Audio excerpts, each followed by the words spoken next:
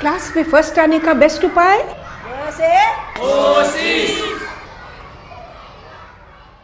Hello friends, आज का topic is so exciting interior of the earth.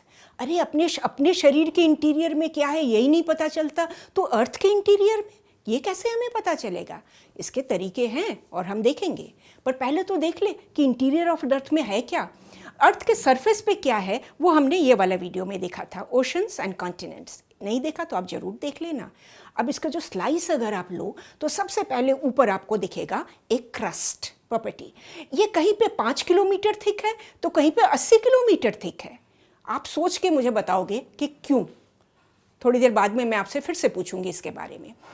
Crust का जो सबसे लोएस्ट लेवल है ना, इसको हम कहते हैं मोहो डिसकंटिन्यूटी। ये एक बाउंड्री है और इसको ढूंढा था एंड्रिया मोहोविच ने, इसीलिए इसका नाम मोहो डिसकंटिन्यूटी है।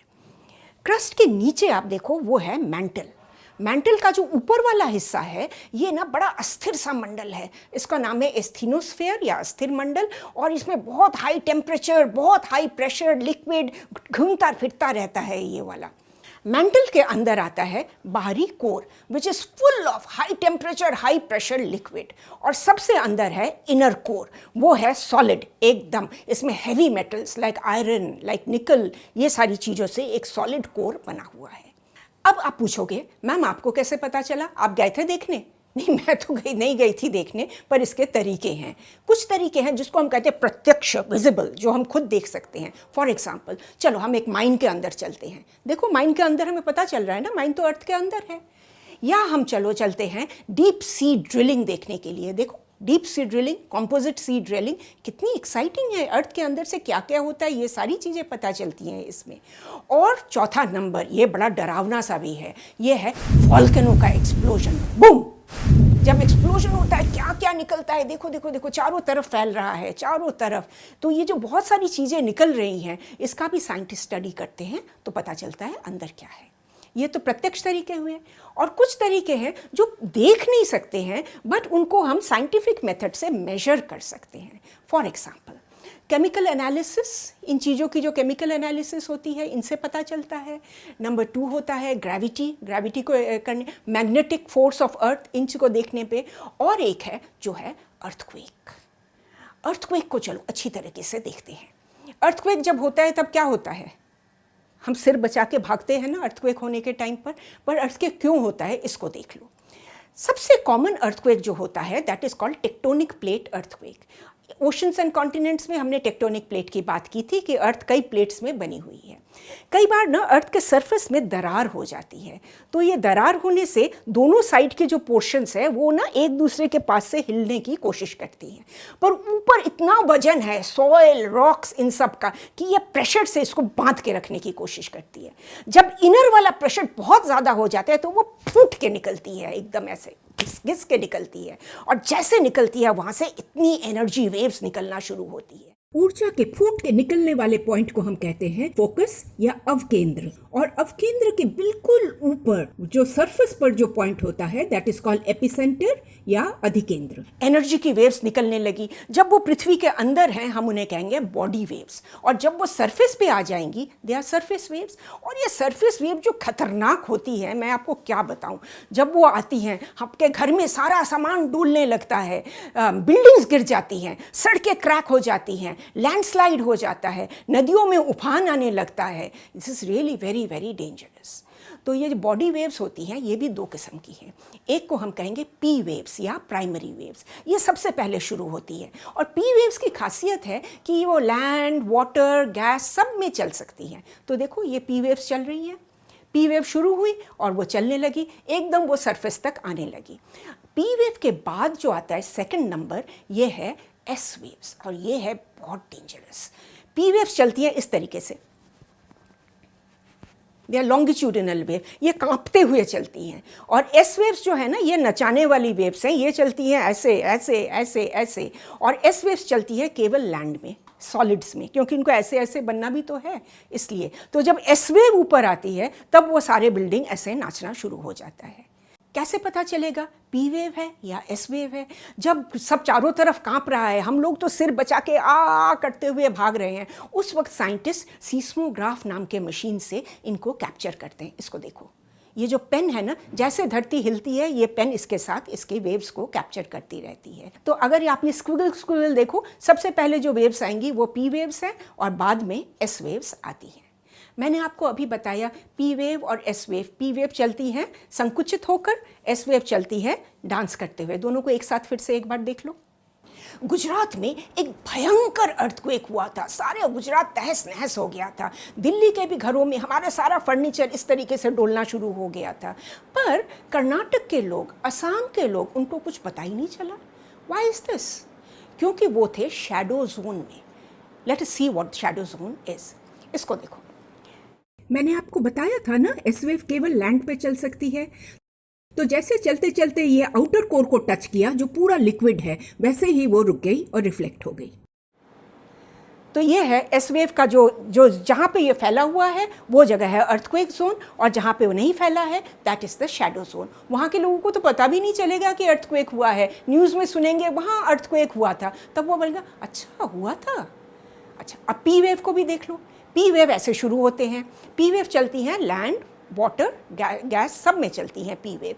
पर पी वेव का खासियत ये है कि जब किसी बाउंड्री पे आती है ना तो वो रिफ्रैक्ट हो जाती है। देखो जरा, पी वेव चल रही है तो रिफ्रैक्ट होने से इनके बीच बीच में जगह रह जाती है, गैप्स। ये होती हैं इनकी शैडो जोन। तो जो जगह शैडो जोन में है उनको तो कुछ भी नहीं पता चलता है अर्थक्वेक के बारे में। अर्थक्वेक का मेजरमेंट होता है रिक्टर स्केल पे। रिक्टर स्केल पे 6 से ज़्यादा अगर हो तो दैट इज़ अ ज़बरदस्त अर्थक्वेक, और अगर 6 से कम हो तो आप थोड़ा हिलेंगे डुलेंगे, झनझन झनझन आवाज़ होगा, पर इतनी ज़्यादा नुकसान नहीं होगा। अर्थक्वेक का जो घनत्व मापन होता है, इसकी जो इंटेंसिटी मापन होती है, वो है मरकाली स्केल पर। मैंने तो आपको केवल एक ही तरीके का अर्थक्वेक बताया है, टेक्टोनिक प्लेट वाला, पर अर्थक्वेक और भी तरीके के होते हैं। फॉर एग्जाम्पल, अगर एक न्यूक्लियर एक्सप्लोजन होता है तो चारों तरफ अर्थ कांपने लगेगा ना। अगर एक बांध टूट जाता है, डैम टूट जाता है, इतनी ज़्यादा पानी निकलेगी तो सारा अर्थ कांपेगा ना उसकी वजह से। और एक और होता है वॉल्केनो। जब ज्वालामुखी फूटती है तो सारा अर्थ कांपने लगता है। ज्वालामुखी भी कई किस्म के होते हैं। चलो ज्वालामुखी को जरा देखा जाए। ज्वालामुखी फूटती क्यों है? क्योंकि मैंने आपको पहले भी बताया था, अर्थ के अंदर, आपको याद है वो एस्थीनोस्फेयर, जो दुर्बलता मंडल, उसमें बड़ा हाई टेम्परेचर और बड़ा high pressure. Because of that ये जो शिलाएं हैं, चट्टानें हैं, ये लिक्विड बन जाती हैं, और इतना हाई प्रेशर होता है जहाँ दरार मिला वहाँ बूम, और देखो कैसे निकलती है, निकल के चारों तरफ फैलने लगती है। ये जो लिक्विड रॉक है ना, इसको जब अंदर रहती है इसको हम कहते हैं मैग्मा, और जब ये बाहर आ जाती है लावा। कितनी खतरनाक चीज़ है। और इसके साथ गैसेस निकलती हैं, नाइट्रोजन, हाइड्रोजन, क्लोरीन, ये सल्फर, इस तरह की गैसेस निकलती है। चारों तरफ का जो माहौल होता है ना, पॉइजनस बन जाता है। और ये गर्म लावा जहाँ पहुँचा वहाँ तो लोगों को ही ख़त्म कर देती है, शहर के शहर को डुबो देती है। मैंने तो आपको वॉल्केनो बोला, बट वॉल्केनो नहीं होता, बहुत सारे वॉल्केनोज होते हैं। नंबर 1 वॉल्केनो होता है शील्ड वॉल्केनो। इसमें क्या होता है कि जब वो फूट के निकलता है ना, उसके बाद वो जो सेटल करता है वो कोन बना देता है, सिंडर का एक कोन बना देता है। So that is why it is called a shield volcano. और ये आपको मिलेंगे हवाई द्वीपपुंज, उसके वॉल्केनोज शील्ड वॉल्केनो हैं। शील्ड वॉल्केनो से भी खतरनाक होती है कॉम्पोजिट वॉल्केनो, जिसको स्ट्रैटो वॉल्केनो भी कहते हैं। क्यों? ये बार बार फूटती है। एक बार फूटी, पूरा लावा निकला, सेटल हो गया, रॉक बन गया, फिर फूटी, फिर सेटल हुआ, फिर फूटी, फिर सेटल हुआ, तो ये लेयर्स बन जाती हैं, इसलिए इसको स्ट्रैटो वॉल्केनो कहा जाता है। सबसे डरावना वॉल्केनो होता है कैल्डेरा। ये इतनी जोर से फूटती है ना कि अपने आप ही कोलैप्स हो जाती है। कोलैप्स होकर एक बड़ा सा गड्ढा बन जाता है। देखो ऐसे कैसे गड्ढा बनता है। फिर जब रेन वाटर आती है, इसके अंदर एक लेक भी बन जाता है, जैसे हमारे अंडमान में आपको ये देखने को मिल जाएगा। चौथे नंबर पे होता है जिसको हम कहते हैं बेसॉल्ट फ्लड प्लेन्स। ये जो लावा निकल रही है, ये जो लावा चारों तरफ जा रही है, ये दूर दूर दूर तक चली जाती है।